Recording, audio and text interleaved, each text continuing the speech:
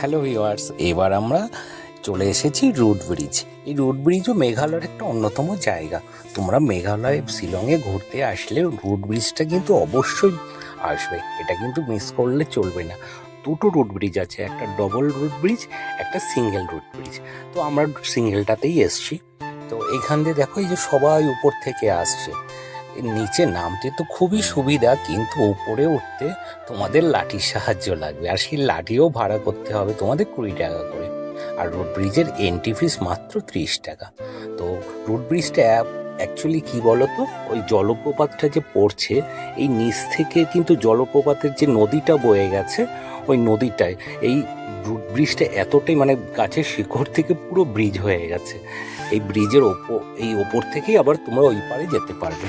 এই যে যাচ্ছে সবাই, দেখেছো? এই যে এটা হচ্ছে রুট ব্রিজ। এটা ওই যে সবাই যাচ্ছে দেখো ওখানে, মানে এটা এপার থেকে তোমরা ওপারে যেতে পারবে। খুব সুন্দর জায়গা। শিলংয়ে আসলে তোমরা রুট ব্রিজটা কিন্তু মিস করবে না, অবশ্যই তোমরা দেখবে। আর এন্ট্রি ফিসগুলোও কম। তো এই টোটাল প্যাকেজের মধ্যে তোমরা আসলে খুবই ভালো হবে। তো এই প্যাকেজগুলোর মধ্যেই এই রুট ব্রিজটাও তোমাদের থাকবে।